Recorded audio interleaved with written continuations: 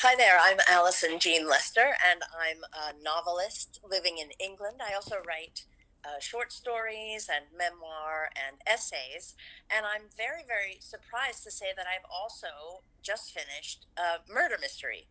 And the reason I've written a murder mystery is because my very bestie from university had the idea and didn't feel like she could write it, so asked me if I would come on board. And she's in Tennessee, and she and I thought that we would talk about how this all came to be, how we came to be in this position, this great position of having produced this murder mystery together. So I am with Eva Myrth Robbins in Oak Ridge, Tennessee, and she's sliding down onto the floor.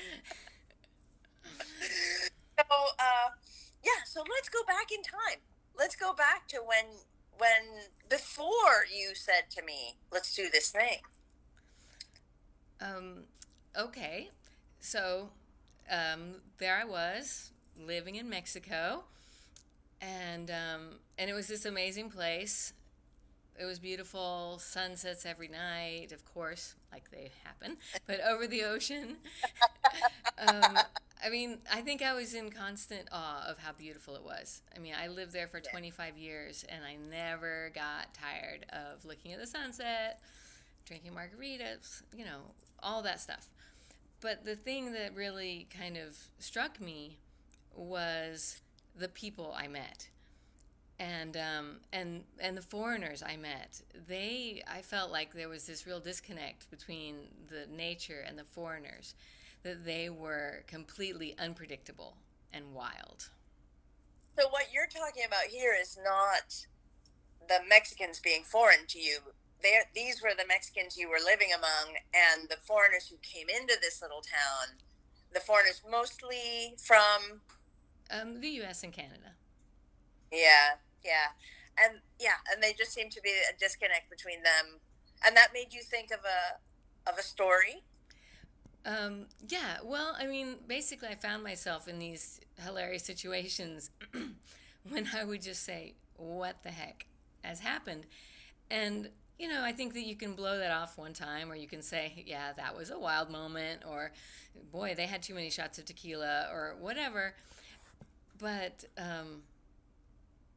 when sorry, my husband is trying to tell me about a story that I've forgotten. But when like that story, that situation piles on the next situation and the next situation, you're just like, okay, there is something happening here. And I felt like the thing happening was that it was all gelling into the beginning of a story. Oh, right.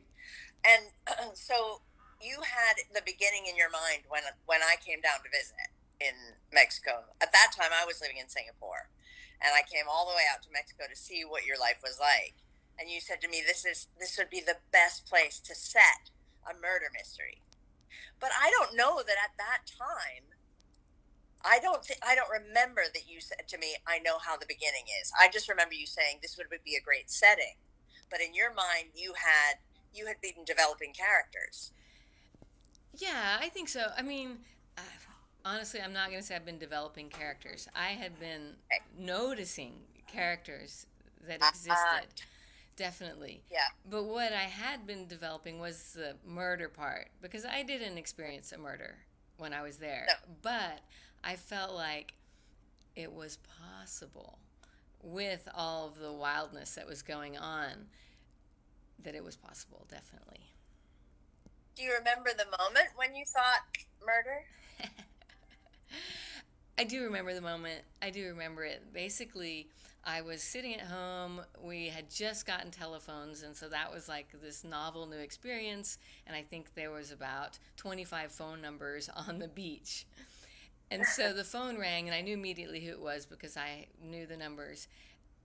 And I said, "Hello." And there was just whispering on the other end of the line. And then I was like, "What?" And I heard this, "I've killed him. I've killed him." And then the phone hang up. So then I just felt like it just blew my mind. I was like, what is going on? And I started to Hmm. think about it. Yeah. Yeah. And then what was so funny to me was that you told me in the last couple of years how I responded to you when you said let's write this book, which was let's do that in our 50s. That Yeah, sounds like in our 50s. yeah. Well, I thought that was incredibly practical. You know, at the time, I we were just starting our business. You were just starting, but just like your novelist career was blooming. I mean, really, it wasn't kind of the time until recently when we Yeah. sold our business. No, and our kids weren't grown yet. Yeah, Exactly, exactly. and now we had or we're out of our 50s.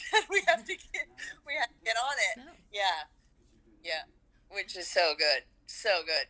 Yeah, so that is the so there was a germ of an idea that then because this is what I remember is talking with you when we started talking about the book. Now that you're not at the hotel anymore and I'm not in Singapore anymore, that you were telling me these crazy stories that you remembered from your 25 years there, and we were thinking about what would be appropriate for mm. the idea that you what could we use, Yeah,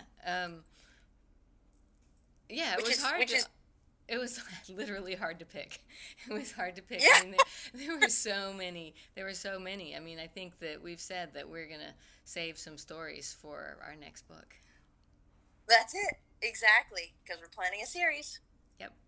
And and we're planning a little series of these videos as well to talk about the process that we've been through in order to do this thing that we love that we did. Exactly. So, and until next time. Until next time.